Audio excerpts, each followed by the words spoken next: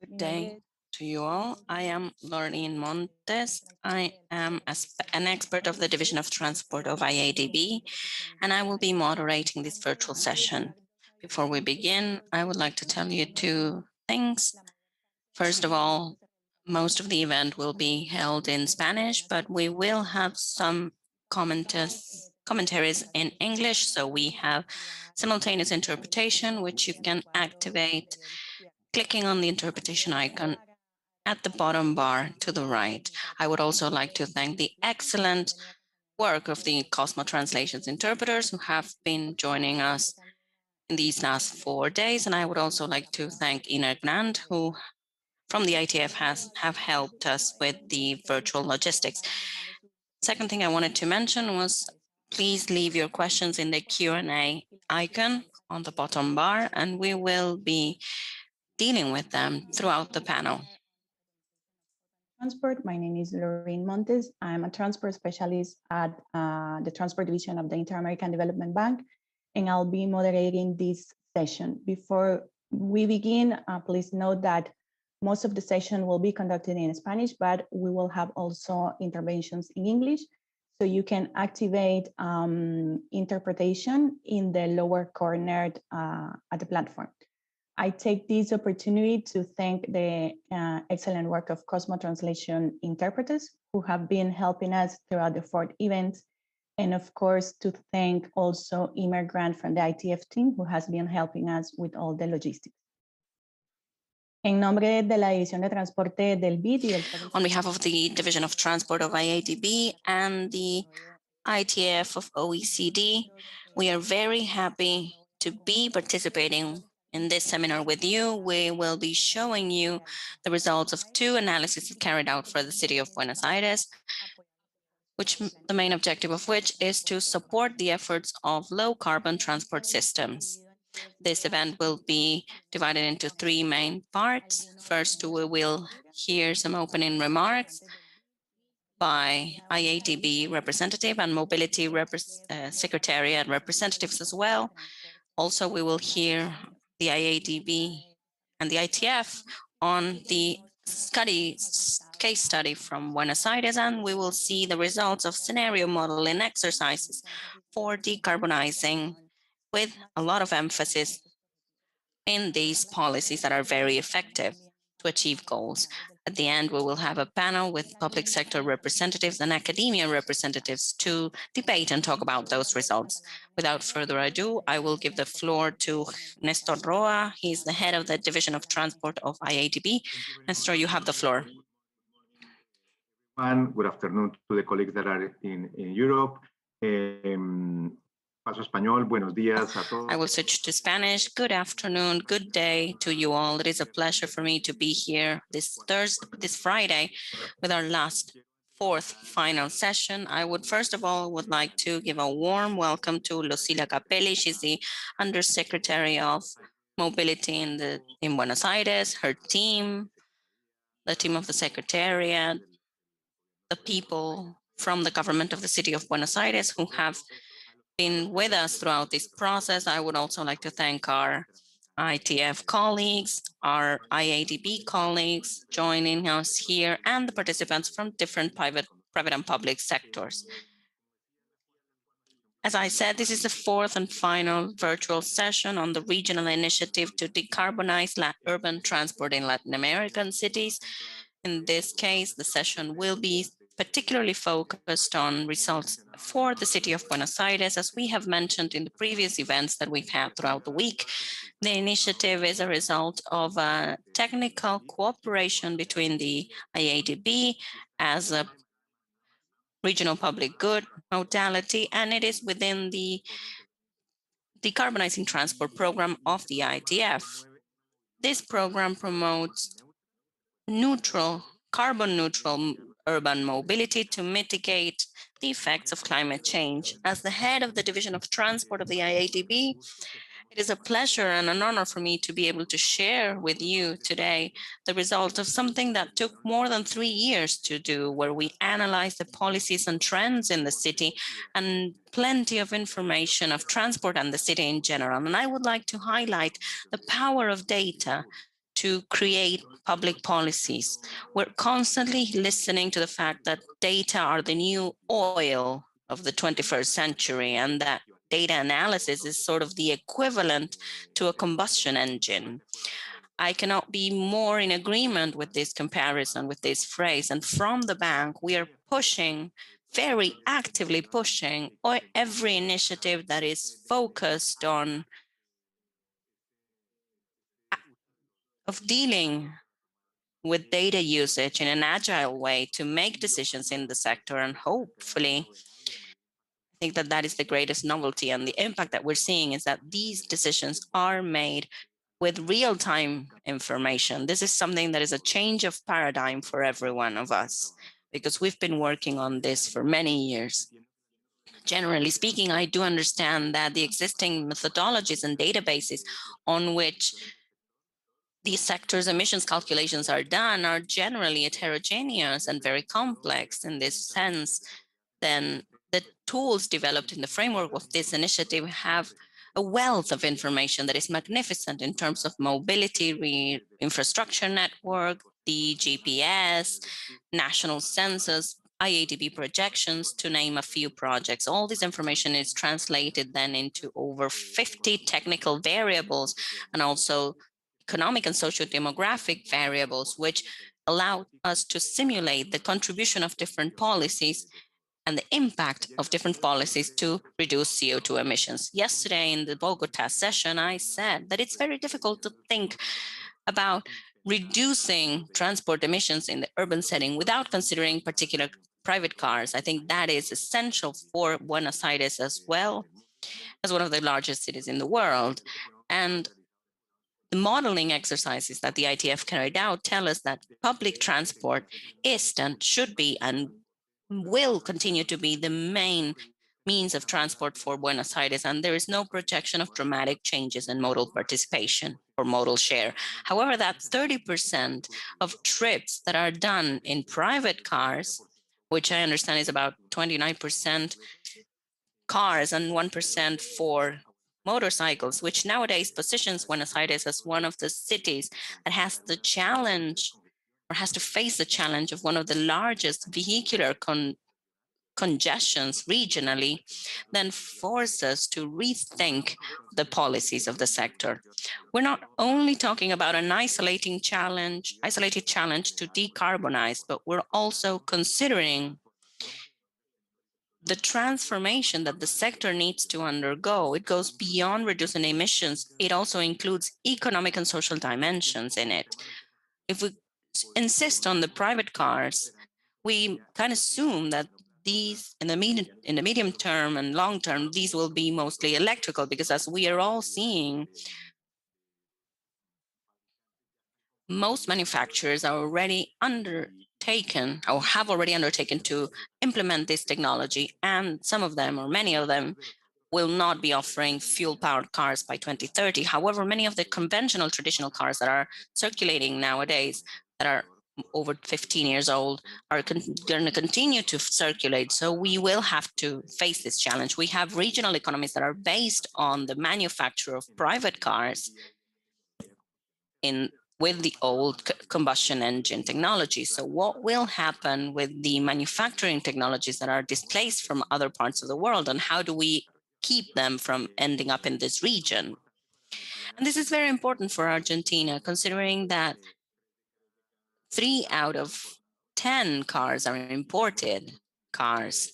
So we have also an equality challenge, because we need to think who will be able to adopt these new mobility technologies and who will be left behind. So I will then talk once again about the comments of the high-level panel that we had on Tuesday. We talked about the inequalities and the opportunities of the pandemic. We have a huge opportunity to implement more ambitious measures in our sector, and that the solution is not just a matter of massive investments in public transports, which are necessary and we need to have them, but it also entails supplementary measures that are innovative and urgent to meet the demand of the use of private cars and mitigate its negative effects. That's why it's essential to understand in advance what are the needs of companies so that they can meet goals like emission reduction. I would like to thank once again the teams of the Mobility Secretariat of Buenos Aires,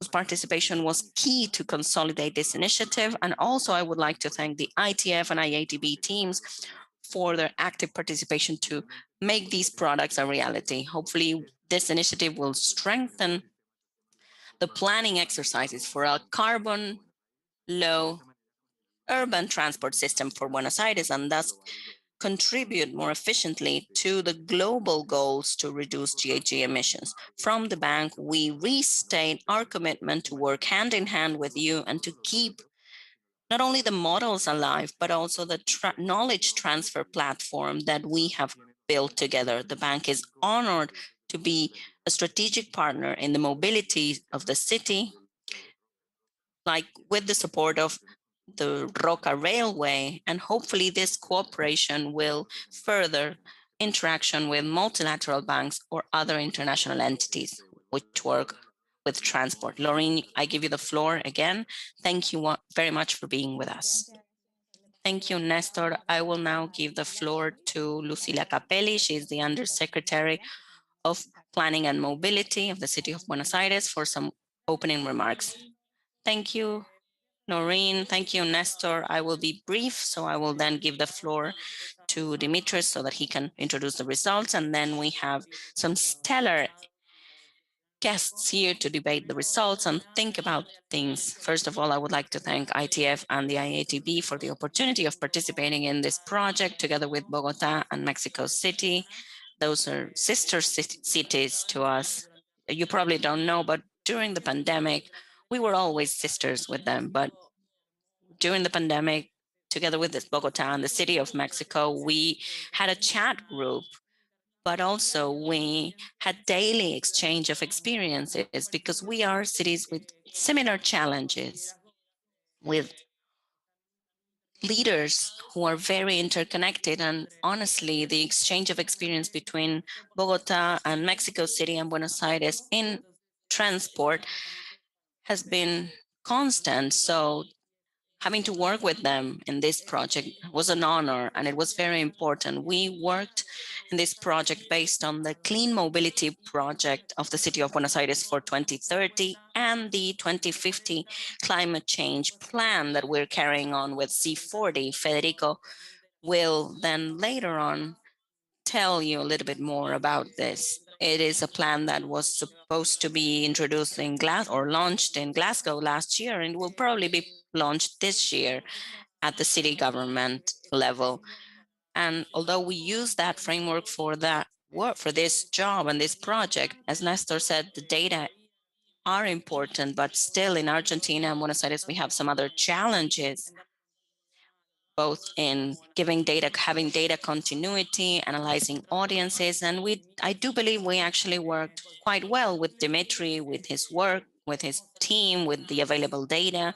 We have some good things like the Uber data, but we still have some outdated mobility surveys that we need to adjust. But with the available data and knowing the fact that we need to continue to work and strengthen these things, we have achieved great results.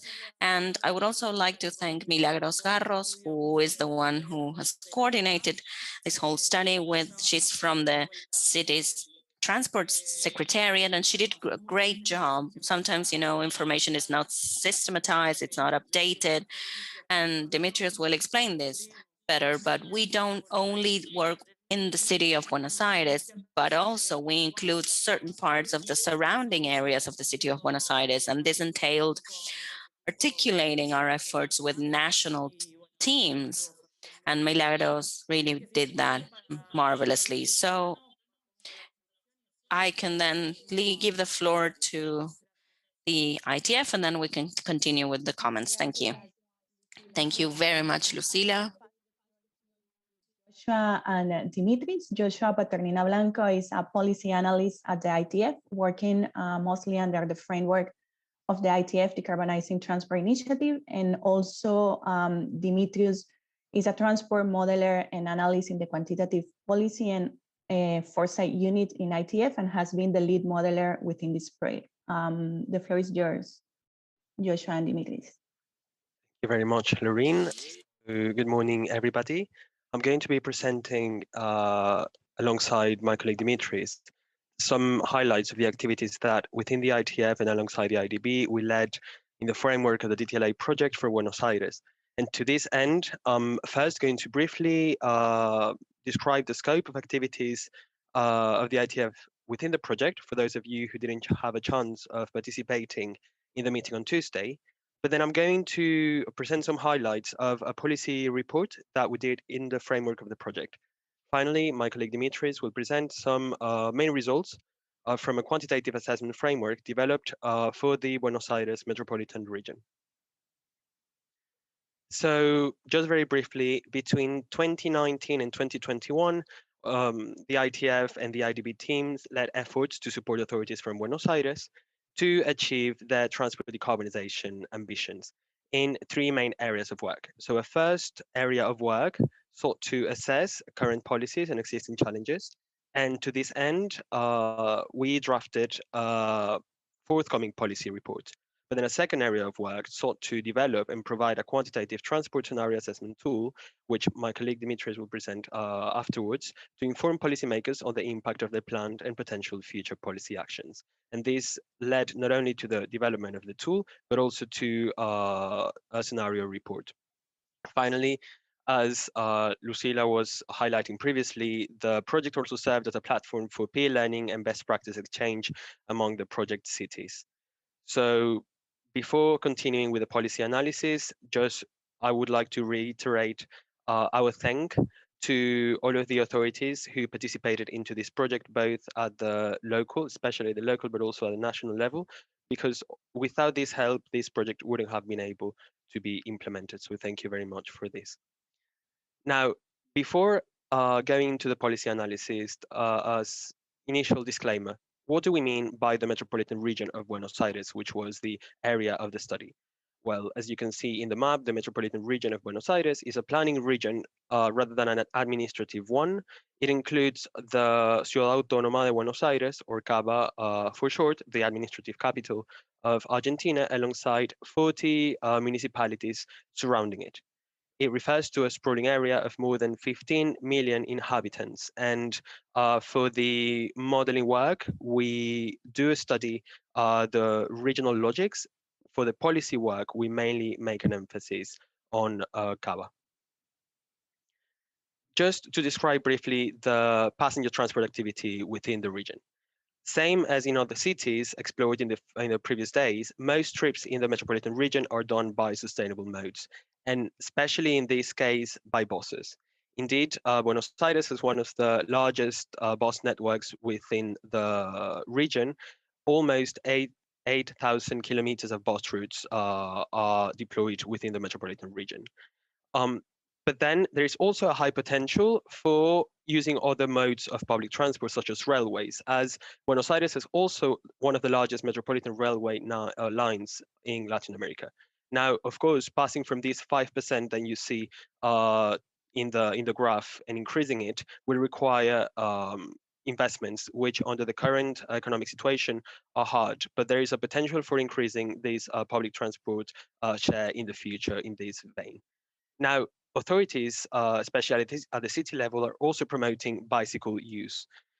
You can see a cycling share of 3%, which is not as significant as the one that we presented yesterday for Bogotá, but what's significant is the investments that have been linked to improving cycling shares in the city. In the past 10 years, cycling shares were multiplied almost by 10, so this is definitely something remarkable. In spite of this importance of sustainable mobility, private vehicle use are still a reality, and around 20% of trips are done by these modes. In spite of this, they emit more than 2/3 of passenger transport GHG emissions. And so now that we've looked at this, let's look at some of the main characteristics of freight transport. What we need to understand for urban logistics and freight transport is that the metropolitan region is the main node of freight transport activities in the whole Argentina, which makes handling freight activities very complex. This is because in this metropolitan region, there are the three main container ports of Argentina, focusing more than 80% of all of the traffic. Now, the metropolitan region also connects to the six main highways of Argentina, and this is why road transport is a main mode for freight coming from the rest of the country to the region and from the region to the rest of the country. This is in spite of a major potential for shift towards railways and inland waterways because of the geographical positioning of the city. Now, this brings another problem, which is the amount of heavy goods vehicles in Cava and in Buenos Aires. And around 45% of all heavy good vehicles of Argentina are found within the region. Now, this also brings high emission issues. Around 25% of all CO2 emissions in Cava stem from freight transport, and more than 40% of NOx and PM10 emissions. Alongside this, logistics are complexified by a wide network of facilities. As you see in the map, almost 40 industrial parks in the metropolitan region, mostly outside of Cava, play a role in this whole urban logistics, especially because most of them are not done or planned in collaboration with public authorities, which complexifies capacities for improving their operations. And new actors in urban logistics, such as food motorcycle deliverers with new e-commerce applications are also an increasing problem. So now that we've looked at some of the main characteristics, let's look at the policy framework for transport decarbonization. So in the metropolitan region of Buenos Aires, there is a combination of a solid policy framework at the national level and of a solid policy framework also at the local level. This brings a first challenge for transport decarbonization, which is bringing about more institutional coordination between these two.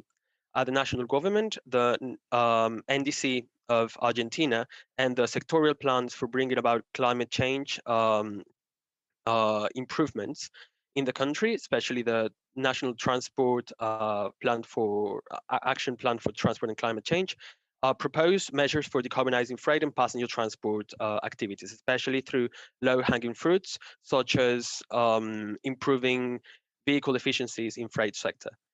However, this is mixed to other plans at the more city level, framed in the very ambitious plans that Lucila mentioned previously, such as the Clean Mobility Plan. The city has sought to decrease CO2 emissions by 14% between 2015 and 2035 through a mix of policy measures, which you can see in the graph in the slide.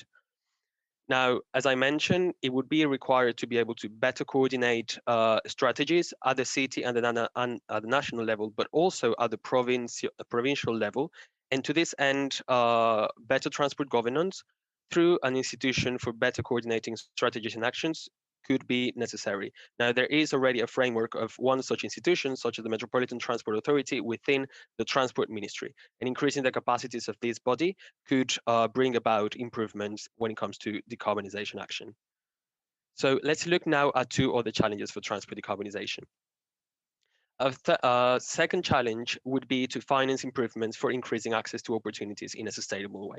And this is because, as you can possibly see in this graph, there is a concern, which is that private vehicle use is increasing in the metropolitan region.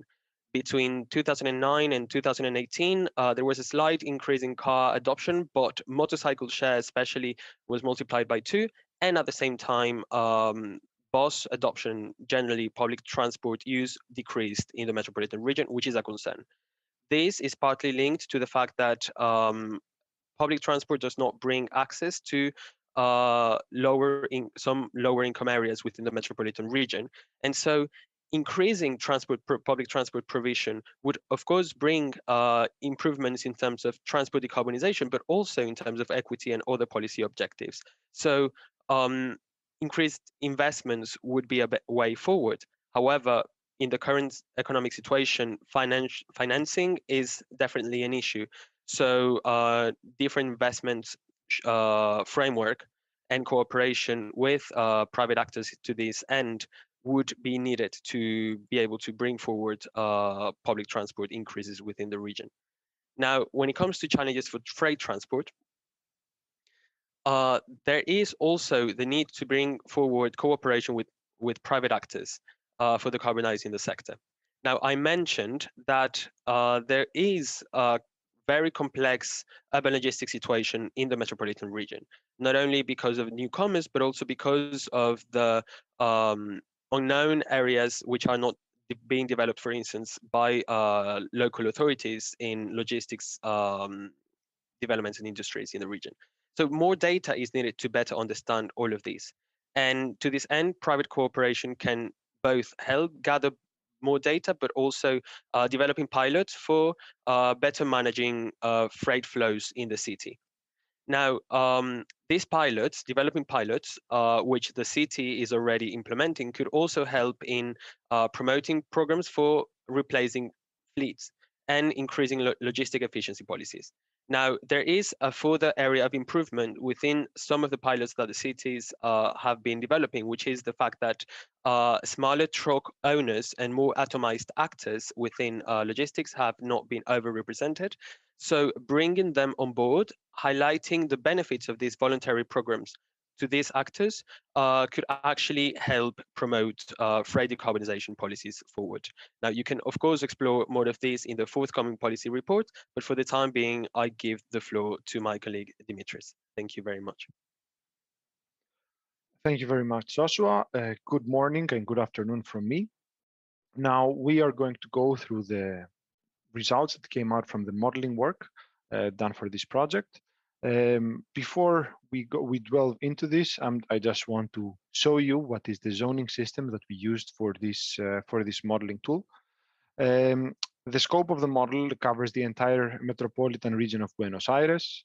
So as you can see, it is split in 32 zones. Out of those, 7 are within the city of Buenos Aires, and the 25 are the rest of the metropolitan area. This zoning system was agreed together with the authorities, both at the national at the city level, and it was also this was done through back and forth that we had during technical workshops and more. Now, going through the scenarios, which were again decided together with the authorities in some technical meetings we did in November, we defined 2 scenarios. The first scenario is the baseline scenario, which does include stated plans and ambitions of the current administration.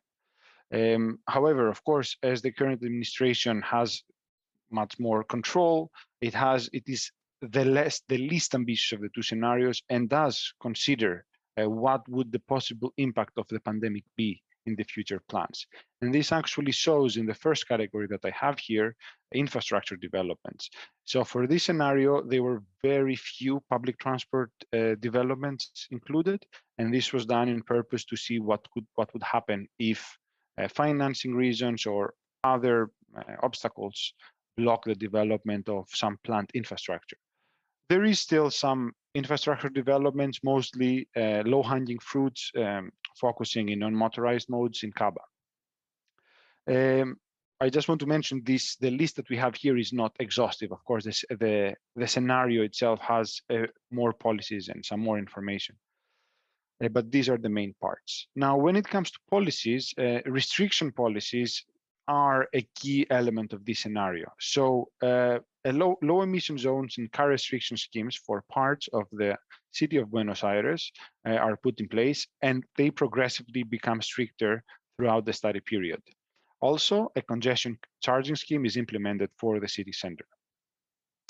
Another thing that is actually not mentioned here is teleworking. So in this scenario, teleworking is assumed to happen, but not to a very big extent. We'll see actually how that evolves trip making in a future slide.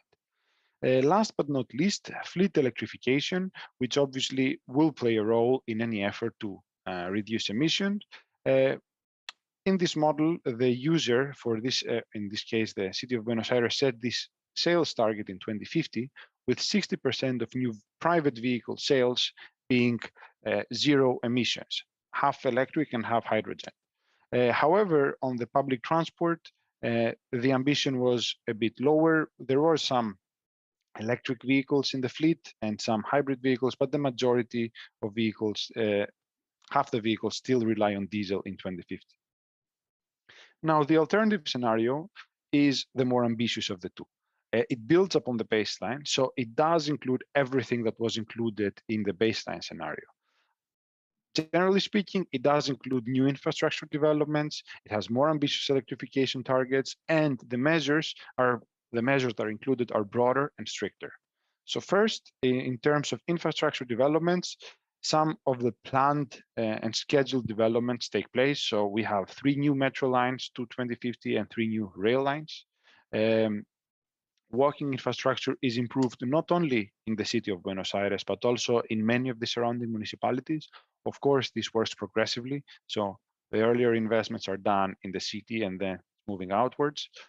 Now, when it comes to policies, restriction policies, be that low emission zones, car restriction, or parking availability, are applied to a larger part of the study area. They do cover all of the city of Buenos Aires and are expanded outwards. Also, pricing policies in general, congestion or parking costs are increasing. So they are used to penalize or create a disincentive to use private vehicles. Teleworking, as I said, is a significant part in this scenario as well, which is uptaken in its full potential as identified by the city in a study that they did. When it comes to fleet electrification, it is very ambitious in the sense that in 2050, all of the new vehicles sold are zero emission. Of course, this does not mean that the entire fleet is zero emission, because there are still vehicles that were sold at previous years. For public transport, the same applies for public transport, where electrification does start faster. There is the use of biodiesel as a transition fuel for the next decade. And then by 2050, the public transport fleet is fully electric. So now let's see how this means in terms of results. And here we go back to the teleworking question that I said. Buenos Aires actually does, in these scenarios, manage to hold back trip growth. We do have a trip growth in the baseline scenario, number of trips grow by 20%, but actually in the alternative scenario, the number of trips remains roughly the same throughout the study period. Actually, it is slightly below the base year. So that happens because the mass adoption of teleworking, obviously not everyone can telework, but at the same time, this enables people to stay more, to commute to the city less and use alternative modes. And we're going to see the impact of this in the next slides.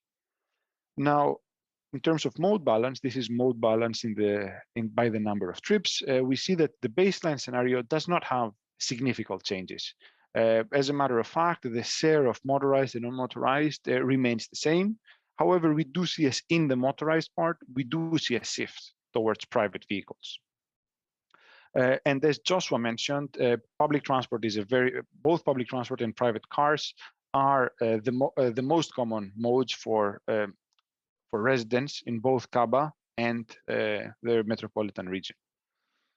Now, in the alternative scenario, we do see a change. In this case, we actually see that the charging and restriction policies do have an impact in the use of car. As you can see, their share is reducing. And also policies that favor cycling, such as improvement on cycling infrastructure, expansion of the bike sharing system, does have an impact, with the share of cycling trips almost doubling. And that is more focused in or around Caba. Now, the developments of public transport actually have an impact, because if you see, there is a small drop in usage in the middle of the study period, but when these developments come in place, they boost the mode share and the number of trips done by public transport. So at the end of the study period, they return to actually the same level as we have today, or as we have at the base year. Now, as the model has multiple zones, the mode share can change on different zones based on the measures applied. And here we see that the ambition of the measures does have an impact. So we can see that in Caba, in the city of Buenos Aires, where restriction measures are put in place in both scenarios to a different extent, of course, we do see a growth of sustainable mode usage. And by sustainable mode usage, I refer to public transport, walking, and cycling. Now, in the alternative scenario where these measures are put in the entire of Caba and some of the surrounding regions, we see that there is a much bigger shift towards these modes. There are still some zones, especially in the surrounding areas of the metropolitan areas, that benefit less. But still, we can see how Caba draws the rest of the metropolitan area with it, as it is the destination or the origin of many trips. Now, when we're looking at activity in terms of trips, we are cutting out a very important element, which is trip distance. So evaluating activity by passenger kilometers shows the impact, or the true impact, of public transport and private cars in Buenos Aires. So we can see that in 2015, there's a mistake over there, public transport serves 2 out of 3 passenger kilometers, while car is 1 in 4. And we can see that even if we had about 20% of non-motorized trips, they only account for a very, very small share of the traveled passenger kilometers. Let's not forget the metropolitan region is very, very large. Now, the activity in the baseline scenario will increase following the growth in trips, but actually in the alternative scenario where the number of trips is not growing, is actually reducing, the number of PKM, total number of PKM, remains the same. And this is, as we mentioned, thanks to teleworking and shorter trips that are encouraged by different policies, such as land use development and transit-oriented development. Now, within public transport, because the model does allow us to evaluate how travel within public transport evolves, by which mode, we can see there is no change in the baseline because there are no new developments. So it continues with current splits. But in the alternative scenario, as the new metro and train lines are built, buses gradually lose importance as bus trips are shifted over to these modes. Now, shifting over to CO2 emissions, we can see that Buenos Aires has some potential, but this potential is much amplified in the alternative scenario. In the short term, there is some resistance, even if there is a reduction trajectory to reduce emissions. There is some resistance in the short term, but the measures that are put in place after 2030 do have an impact also in the baseline. However, as I said, as these measures are broader in the alternative, we do see a much larger drop, which is, of course, further amplified by vehicle stock compositions, which we'll see just now. So the model also allows an evaluation of the vehicle stock.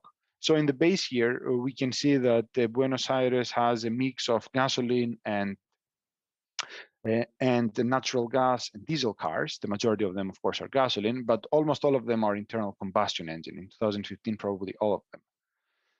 Now, in the baseline scenario, following the increased demand for car, the number of cars required to cover this need actually increases. But we can see that the composition of it, following the sales target set, changes. So only 1/4 of vehicles are internal combustion, and the rest are split between electric, hybrid electric, and hydrogen. When it comes to public transport fleet in the baseline, as we mentioned, public transport is a bit slow to shift away from diesel. So natural gas is used as a fuel that will lead to fewer emissions, but hybrid and electric buses are used already towards the end of the study period. Now, in the alternative scenario, as demand remains low and there is a shift away from private cars, we do have a smaller number of cars required to cover this demand, the projected demand. Now, of course, as the sales target are much more ambitious, we can see that 85% of cars in 2050 in this scenario are either very low or zero emissions. And of course, as I mentioned, in 2050, all of the new vehicles are zero emission. And the same thing applies for public transport, which is fully electrified by 2050. And with the use of biofuel, this allows a reduction of CO2 emissions in the short term. So if you're looking at cumulative CO2 emissions, the alternative scenario has much lower totals. And now I'm going to close up with some conclusions and some policy recommendations from this analysis. The first point I would like to make is on teleworking and land use. So teleworking creates an opportunity, and this opportunity mainly focuses in decentralization, as teleworking would allow the creation of many local centers. So coupling the potential of teleworking with land use developments or TOD policies would allow a reduction of flows to the city center, which would then lead to a reduction in overall passenger kilometers. Regarding public transport, we can see clearly in the baseline scenario that the absence of investment may limit the use of public transport. However, even ambitious and expansive public transport infrastructure development needs to be supported by measures and policies that disincentivize or penalize car use and allow people to switch to public transport or give them an incentive to switch to public transport. Generally speaking, the restriction policies that are implemented, especially in the alternative scenario, do have the possibility of making Buenos Aires a people-centered city. By limiting the space of private vehicles, these restriction measures allow for the development of more sustainable modes, of non-motorized modes, and of zero-emission mobility. And I'm going to focus a bit more in cycling because there is, according to the model, there is great potential in the city of Buenos Aires and some of the surrounding municipalities, which of course can be boosted substantially by the infrastructure developments assumed in the model and the bike sharing systems. It is important also to point out that it is the development of safe infrastructure with clear signing and dedicated lanes does enable cyclists to feel safe and use bicycles for longer trips. Regarding CO2 emissions, we see that they are on a descending trajectory, even if we have some short-term resistance, but the ambitious policies that are taken in the alternative scenario will enable a much faster reduction of CO2 emissions. And these policies, as they should, focus mostly on the polluting modes and on enabling zero emission mobility. And last but not least, of course, vehicle fleet.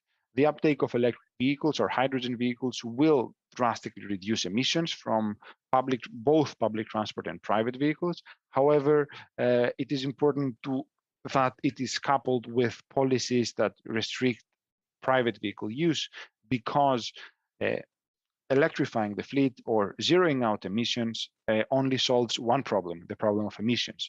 Private cars create other problems such as congestion, or they often are a result of inequality.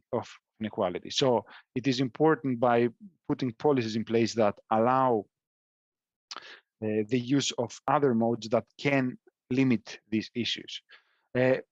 Going back on the electric vehicles, it would be important to actually prepare for their potential uptake in the future through a number of policies. Because let's not forget that vehicles that are being sold now are likely to stay in the fleet for 1 or 2 decades. So taking measures that boost the adoption of electric vehicles, be that through regulation or through fiscal and financial policies, can have a significant effect down the line.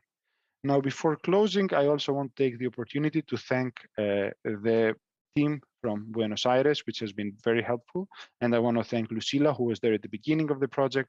I want to thank Milagros, who took over and helped us and coordinated all the work in the second part of the project. And also, I want to thank Hugo Terile, who provided us with a lot of data from the Buenos Aires transport model, which we use to design and develop this model. Thank you very much. Laureen, the floor is back on you. Thank you very much, Dimitrios and Joshua. I'm going to switch to Spanish. We will then move on to the debate panel. We will hear experts that are top-notch. We are joined by Lucila Capelli. She is the Undersecretariat for Mobility Planning of the Mobility and Secretariat. She's got political science studies and she has a master's degree in transport and environment. We are also joined by Federico Garcia.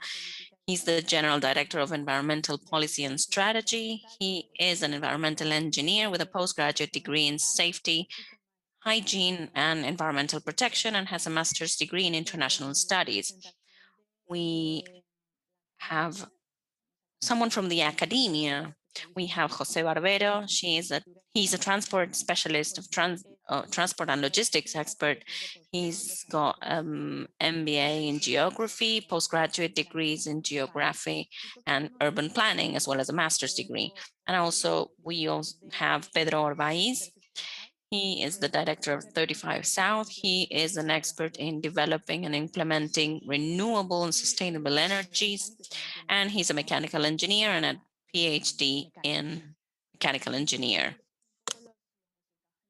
Going back to the results that the ITF team has just presented, I would like to ask all of you panel members, what are your first reactions to these two scenarios that you were shown? Do you think that these are realistic enough and ambitious enough? Do you believe that these policies that we are showing are aligned with the political, economic, and environmental priorities of the city?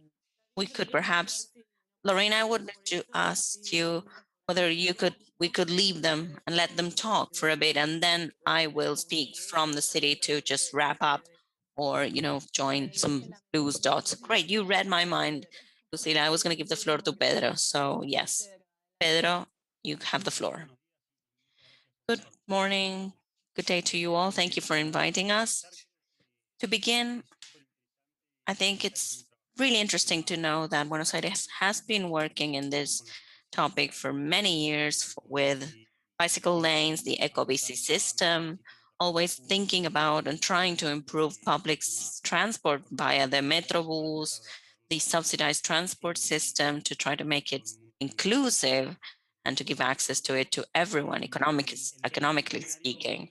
The baseline scenario, in terms of ambition, I think the baseline is a bit optimistic in terms of how emissions of the whole metropolitan area have been growing, and the fleet as well, and the activity and the predominance of the transport sector when it comes to the emissions of the metropolitan area of Buenos Aires. However, I do really like the way it considers different options and measures in terms of modal change, the inclusion of new technologies. And I would like to eventually understand how the planning of the city expects to adapt and not only try to reduce emissions, but also create emission sumps within the city. I think that's one of the great challenges of concentrated populations that have lost many green areas, and all these new measures try to reduce the amount of private trips to generate more or give way to more spaces, people having access to telecommuting. Many places in the city will need to be transformed, and these will be great opportunities to create green spaces, green areas, so we can create emission sumps to support this problem, which is a huge challenge.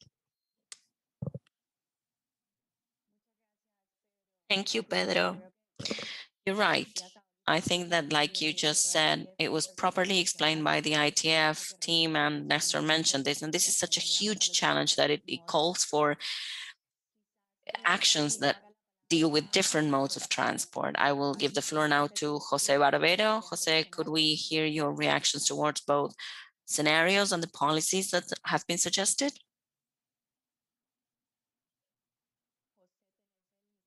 Jose, you're muted. There we go. I turned everything on now. Hello, everyone.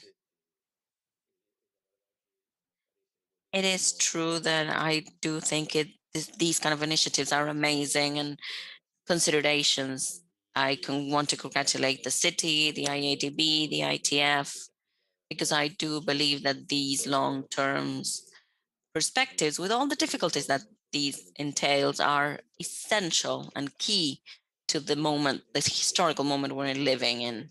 I've looked at the document, and honestly, we could talk about it forever, but I will just focus on a couple of things. And then perhaps if we have a debate, we go back and forth with it. Considering the current situation and our location, I think that the share of private cars, whether it's individual or a taxi, etc., is a bit higher than what is shown in the figures. That in the 2014 mode and the 2009 mode, plus everything that happened afterwards, the growth in the motorization rate, I think we see that it's an important trend, growing trend. The other important trend is that public transport has lost its rhythm. Even at the beginning of last year, before COVID, we had serious problems with public transportation in a critical dimension, and that is funding, financial. The, the sustainability needs to be environmental, social, and financial, and the system was really, really taking hits back then, to put it mildly. I think the COVID emergence changes the baseline situation. We geared and aim towards 2050 with today as a baseline, but today's baseline, we don't know where we're at. We can know with the information that we have what the situation looked like before, a year before, pre-COVID, but now many things are changing on the demand side, on the supply side. For example, one that concerns me is how the financial problem of public transport has worsened. I think it's not sustainable as is, considering the social situation in Argentina and the financial situation of the government at any level. So I think that that is something we need to consider deeply. Looking at the scenarios, I agree with Pedro that I think that these are a bit too optimistic.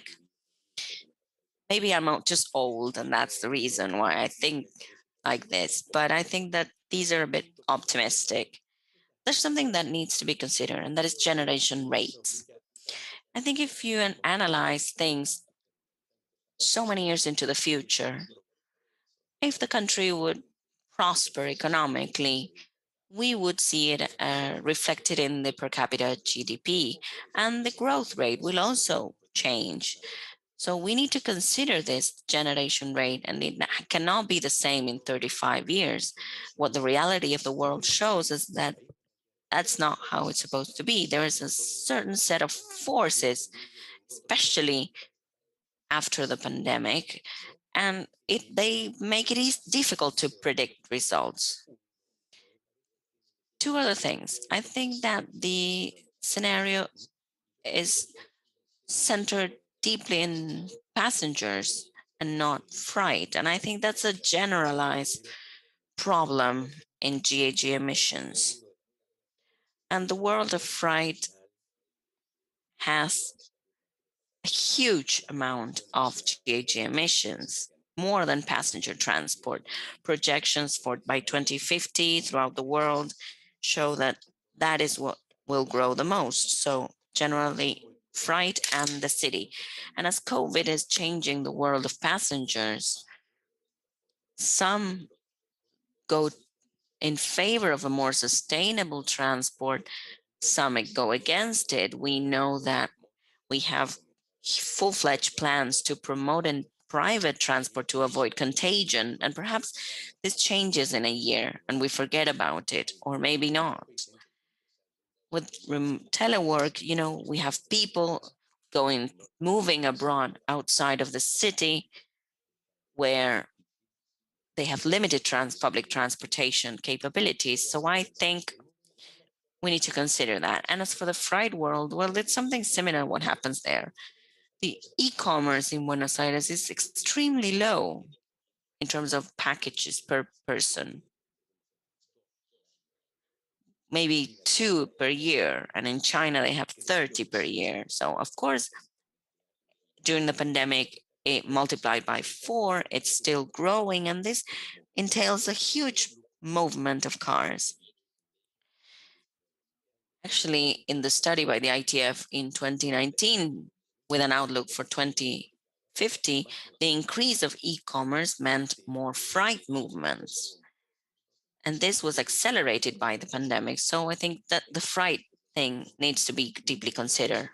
I think that the public transport system, we need to think about it and think about the fact that technology can provide us with new solutions. We should pretty much include other modes of transport in the future. I'm trying to compare different fleets based on digital platforms in the peri-urban areas where population densities are not so high. I think that the public transport system as we know nowadays, with predefined roads and diagrams, may be replaced by on-demand services, making the most of cell phone technology in the AMBA region. I think that we need to consider the new modes of transport in peri-urban areas and in minor cities and villages throughout Argentina where we live, where 2/3 of the urban population live. I think that is something that needs to be considered. Another thought, in the baseline scenario, when it comes to infrastructure, we have large projects ongoing. The railway situation with the Roca, the San Martin railways, the electrification of Belgrano Sur. It's not like we're going to have new lines. In Buenos Aires, we have plenty of railways, but we need to restore the infrastructure. And considering the current year's budget, it is the first time that the budget for railways is higher than for highways. This started some years ago, and this is a change that needs to be considered or should be considered in the baseline scenario because those are impactful investments. And lastly, I want to talk about the institutional side of things. I'm familiar with what happens in Buenos Aires and Cava. And Cava, the city of Buenos Aires, has data, interest, policies, and it strongly moves in this regard. But if we compare it with Mexico and Bogota, the city of Buenos Aires has about 3 million inhabitants, and the metropolitan region has between 15 and 16 million inhabitants. Mexico, DC, has half of the population. The Bogota's mayor institution or area has 95% of the trips of the whole city. So that central district, if organized, can achieve great things. The thing is, the city of Buenos Aires is quite small. And of course, trips are focused on this city. But the problem of metropolitan coordination is considerable. Without that, then we will probably not be able to fix many things, and we need to work on that. And we have been working on that for many years. Perhaps we can later go deep into any of those topics. Thank you. Thank you, Jose, for all those comments. I was jotting down some things. This coordination, metropolitan coordination thing is interesting, and not only among different jurisdictions, but also institutions. And that has been a constant thing in all the workshops. I think Joshua mentioned some of the highlights of metropolitan institutions or metropolitan transport regulation institutions. And it was very important when you mentioned about innovation, which I think is what was mentioned at the beginning, how we can make the most of this post-pandemic crisis and the new technological revolution and use that to achieve the development goals that we're interested in. I will then give the floor to Dimitrios, perhaps, so that he can supplement with how this shared mobility things were implemented in other cities. And I think he could also share some light on journey or travel generation. Of the things you mentioned before, we could talk about trends. I think Joshua showed and compared both surveys and how we actually started losing passengers in buses and getting more passengers in cars. And this is something that needs to continue to be analyzed. And this calls for policies that go beyond public transportation. To complement something? Yes, thank you, Lorraine. So I just want to pick up on 2 points that you mentioned, Jose. The first thing is about the shared mobility and the new potential modes that we'll have. Actually, the model does have this component enabled. It was a choice not to have it in these two scenarios, but as the model itself has been given to the authorities of Buenos Aires, they can test this and they can see what would be the potential impact of implementing such a solution. So as you might know, the ITF in general has been a leader in the field of developing shared mobility studies and trying to evaluate what the impact of introducing new transport modes that focus in this shared element would be. And in the case of this model, and we have done it for all the cities, but only Mexico City chose to enable it, let's say, we have the option to create a, let's say, minibuses on demand service. We have taken attributes from other studies that the ITF did and have included them in the mode choice component. So Buenos Aires could test what would be the impact of having such a new mode in their system and what is the potential it could bring.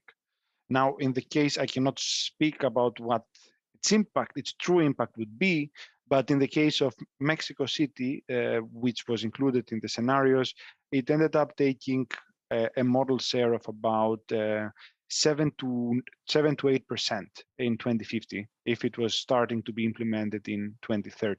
So there is really a lot of potential, but of course, if this is run publicly, there should also be some coordination with the existing transport ecosystem so that it replaces lines that are potentially not profitable or complements the main trunk services and so on.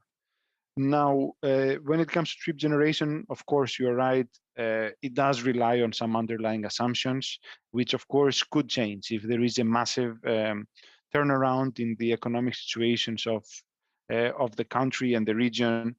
Trip generation could change. However, there are many unknowns.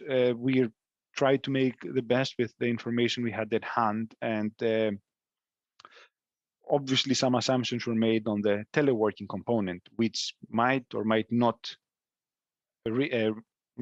realize. So obviously, this is something that again the authorities will be able to change and test different scenarios with or without teleworking, different levels, and so on.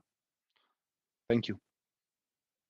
Gracias, Dimitris. Yo creo que es un buen Thank you, punto. Dimitrios. I think it's interesting the fact that this is a tool that the city has been given and that they will be able to continue to modify to assess new policies and new baseline scenarios.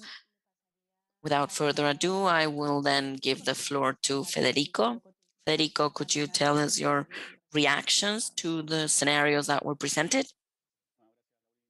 Thank you, Laureen. Thank you, everyone. Hello to you all. I will just try to keep it brief.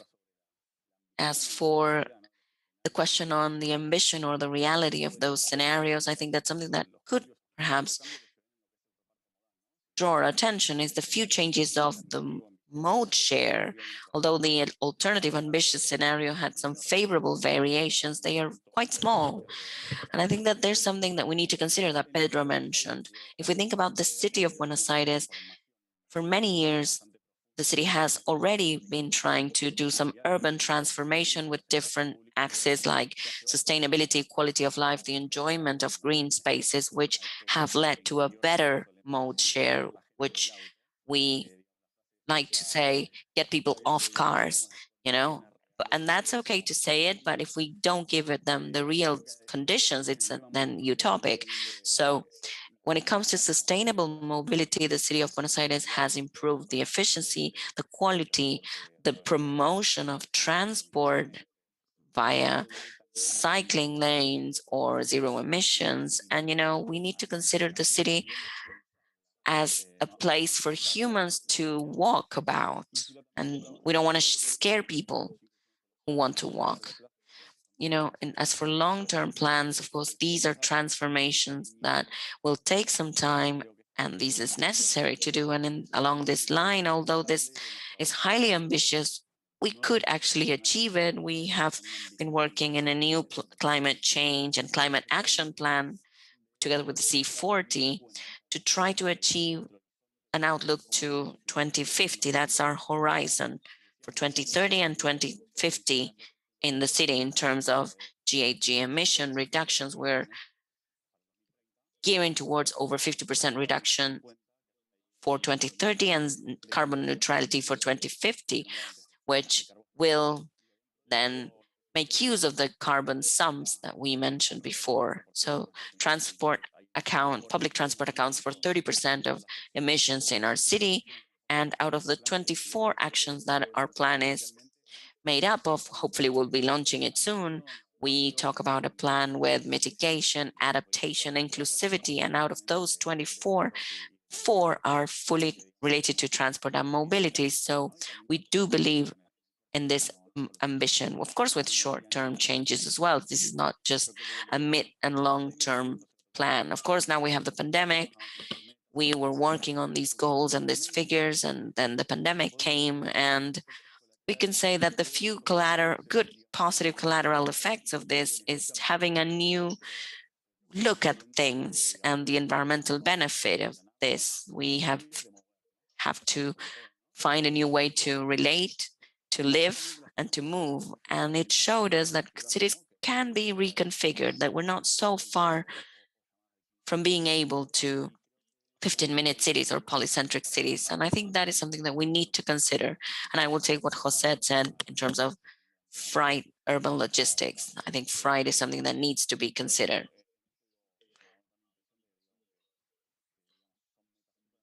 These are super ambitious goals, but there's a reality.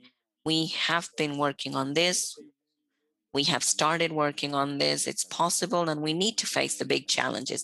The articulation with the metropolitan areas, the municipalities, the city of Buenos Aires, the national government. I think that's fundamental. We cannot and we should not move ahead on our own. The subsidized structure for fuel, although it makes public transport more inclusive, it needs to be reworked. And I also think that there is another challenge that needs to be mentioned in terms of electrification of the car share or carpool. We are far from having a clean energy grid.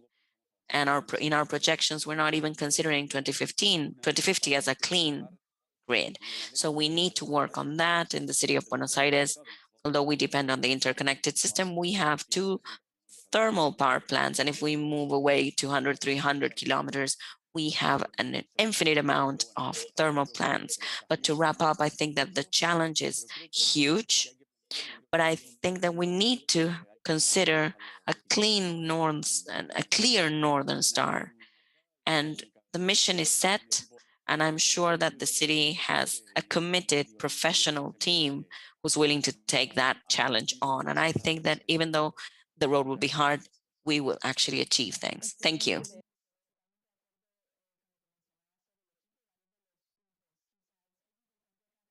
I agree with what you were saying. It is important to highlight that there were 2 parts to the presentation here. We also followed over policies and current challenges with an important component where we started highlighting challenges in connection to urban cargo transportation. And then Dimitri and the model, that model is focused on passengers. Here we don't analyze cargo transportation, but I fully agree with you. This would be the evolution, and this is where we should work.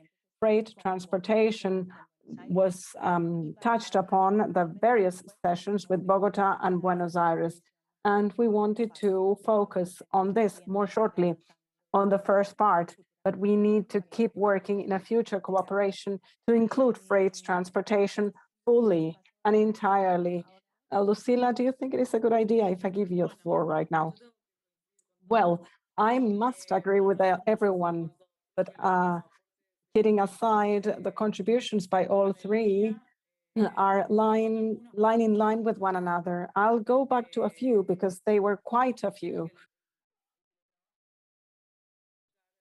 Telework will modify commuting patterns a lot. And what is happening in many cities around the world is that it will change it forever. I mean, we, as I said, are very well aligned with Bogotá and Mexico. In Buenos Aires, this lack of information may lead us into drawing less rugged conclusions, but London has lost 10% of demand of public transportation permanently because of telework. We cannot draw any such conclusions, but we do know which sectors, based on home surveys and other alternative mechanisms, are most likely not to go back to commuting again, or not to going back to commuting again with the same rate as before the outbreak. And from public policies, we need to go and work in strengthening those habits. We are interested in. The flip side to that is that we have a suburbanization process in those sectors as well. They are not all that encouraging because it could mean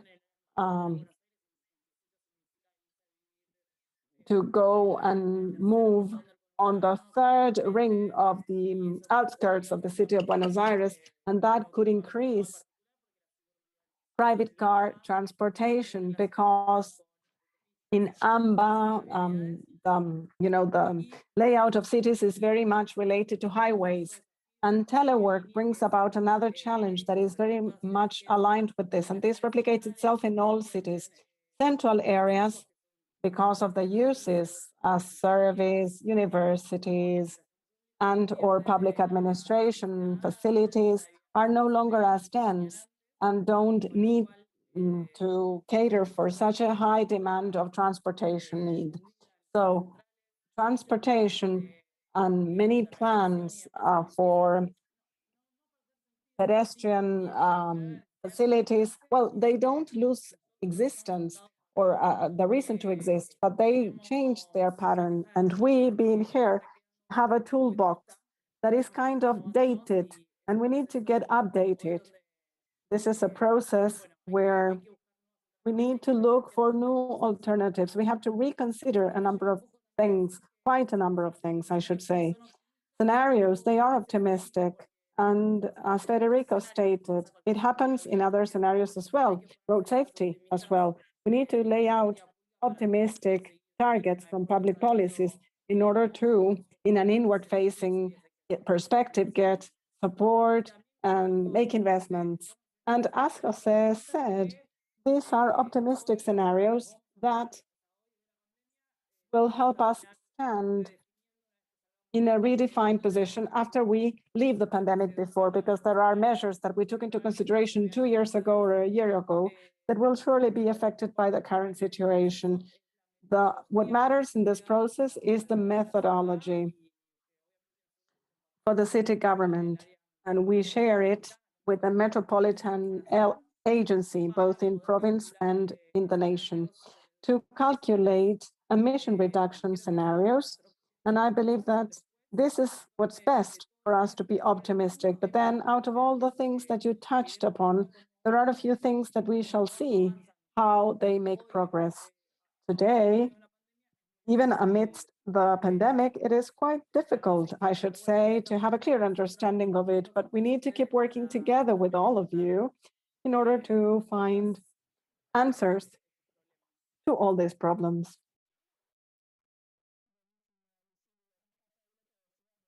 Great. This should be a living tool. It should get updated and adjusted over time, depending on the city priorities and the new data that are achieved, etc. I'd like for us to talk about something that was mentioned on Tuesday's webinar. We talked about the low level of ambitions in NDCs in connection to transportation. What we see here about Buenos Aires is an optimistic, ambitious scenario. So the question kind of aims at what is, in your opinion, the condition, or what are the political conditions, institutional conditions, financial conditions we've discussed, especially in the context of COVID. What are the fundamental conditions so that the city can make progress with all these plans and programs that are intended to happen on the baseline scenario in order to speed up this process of decarbonizing urban transportation? Pedro, do you think you can get started so we can follow the same order? Sure. By and large, when we talk about measures and NDCs and measures that will help us reach these reductions, we've done so when we developed the Clean Transportation Plan and Roadmap. That was done in 2016. You take a look at transportation as such without understanding all other components.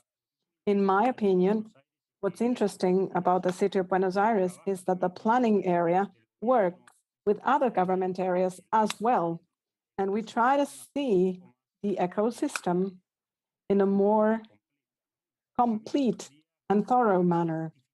I'd like for us to start giving grounds for some of these measures. What is the city that we would like to have by 2050? And what is the role that transportation will play under such a vision? And what is it that, how should transportation change accordingly? Telecommuting might be more generic because it includes gender equality, so that couple members will work from home and share house chores because it involves health, because we look for more bicycles, because we need to create more physical activity and generate well-being. That is to say, try to involve measures that will fit in the context of city that we would like to have by 2050.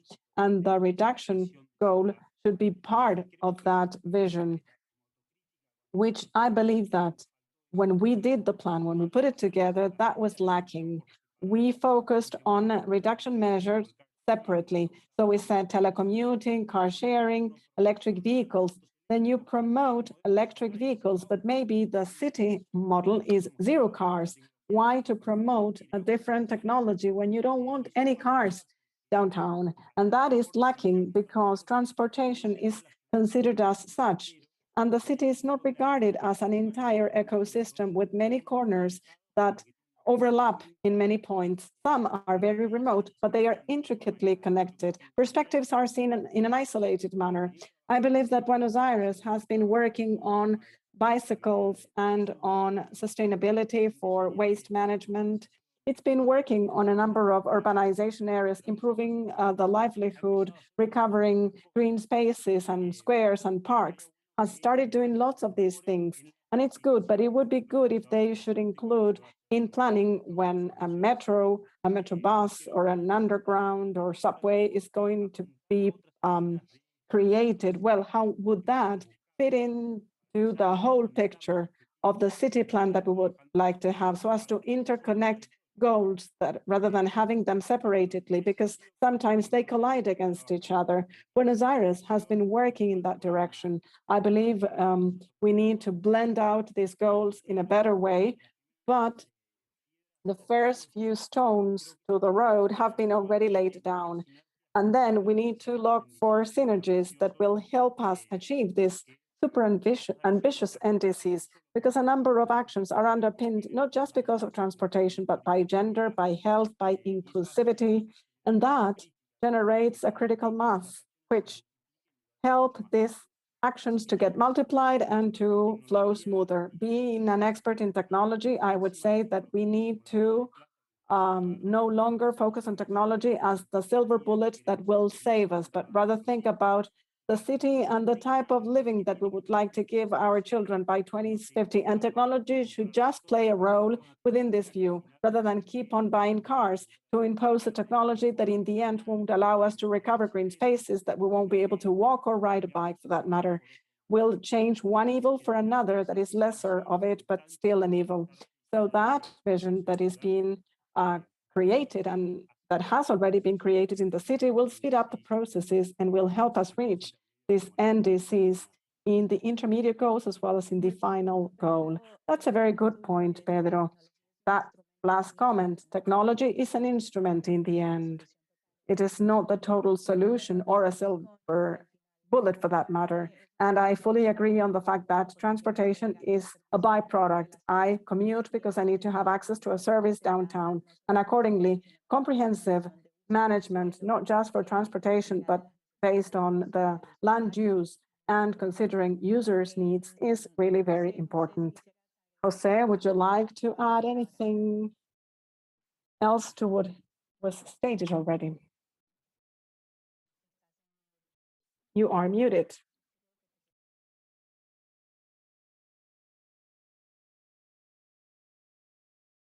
I follow this criterion. I sometimes say it in these terms. The 21st century challenge is to coordinate public policies. These have been analyzed sector by sector, and today we are at this turning point in history. We are changing the development model in general. It includes transportation and many other things. Sustainable development, etc. That's a beacon, that's a lighthouse that shows us the way to go. Policies have to be coordinated and aligned, but institutions and the thinking behind them and behind those making decisions are in a silo mode. It is not that easy to do that. And maybe I should emphasize on instruments that enable us to do so. Because even when ideas were clear, and even when there would be determination, all these changes require public policy instruments.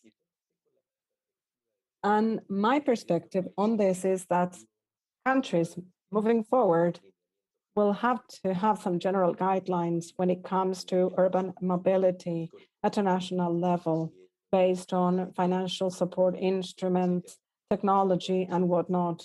And that should be the case with all cities, not just our, because the city of Buenos Aires and 3 or 4 other cities in Argentina have teams that are clearly synchronizing with the times of change and the need to adjust perspectives and outlooks, but many others are falling behind. The possibility of having national programs for the federal government not to turn a blind eye on public transportation, so that it should have guidelines of cities with livelihoods moving forward and integrated plans, and that there should be technical and financial support instruments so that these will be will come down to fruition. In Mexico, there were examples having public transportation funding mechanisms that helped the coordination between the federal and the national state in this country, as is the case with Argentina.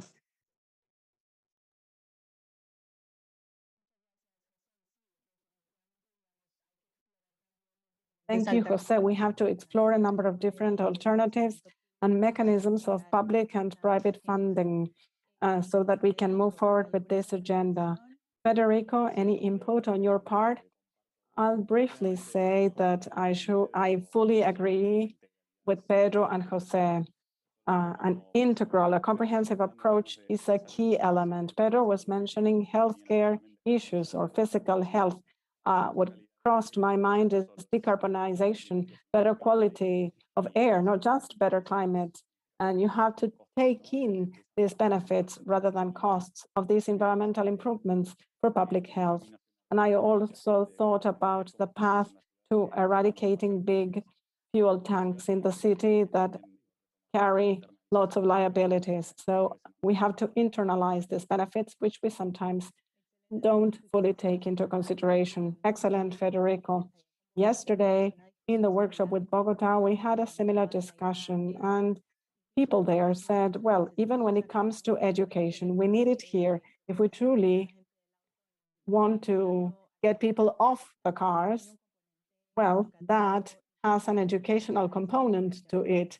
and such a cooperation among different public institutions becomes necessary. Lucila, I'll give you the floor to see whether you have any input. And I would also like to ask a question that we are receiving on the chat box. How are you planning to include the model and the presented scenarios as part of instruments to help decision-making, investment policies, and traffic management by authorities? And along those lines, Lucila, how do you believe that ITF and IADB could help along these lines?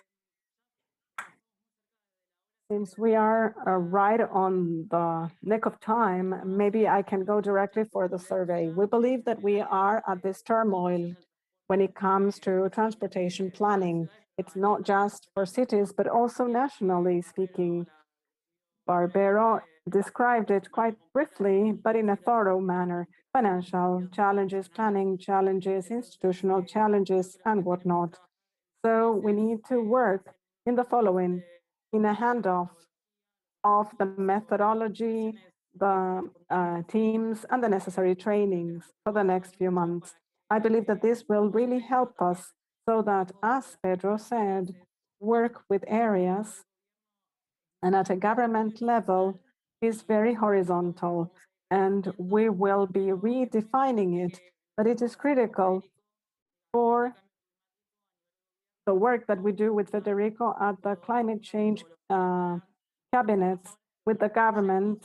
We should work on a methodology. We sometimes have projects that we compare pears against apples, and these methodologies allows us to have a full understanding, and we can understand both for the mid and long term how is the contribution of a number of projects and to emission reduction. We have to focus on methodology handoff. We need to be helped and we need to be trained. We need to also work together with you by improving our data. We've been doing so for a long time now, but you have to keep helping us along those lines, and from not just from climate change, but also from planning. We need to adjust our decisions in order for us to focus on the good effects of this lockdown and to try and mitigate the bad effects, not just of pandemic, but of the economic crisis related to pandemic that will further delay some infrastructure investments that we would have otherwise had. I'd like to thank you all for your time. And once again, I'd like to thank IADB and ITF for having chosen Buenos Aires in order to do work on this project and in order to give us continuity, and because they give us continuity. Thank you, Lucila. Thank you very much. I fully agree that it's a matter of planning with uncertainty, to plan for the new normal and to adjust down the go. So we literally are 1 minute away from the finishing time. We want to honor the times assigned on agendas. We wish to thank you very much for your participation, comments, and suggestions. We will be wrapping up on the final reports. These discussions will try to reflect them on conclusions and recommendations. Two publications will happen. One will focus more on results presented by Joshua. It'll be available maybe by May this year, and the other will focus on scenario results, and we hope it'll be available by August this year as well. So when links are made available, we will be posting them. It was my pleasure to have shared this panel with you. Have a good afternoon.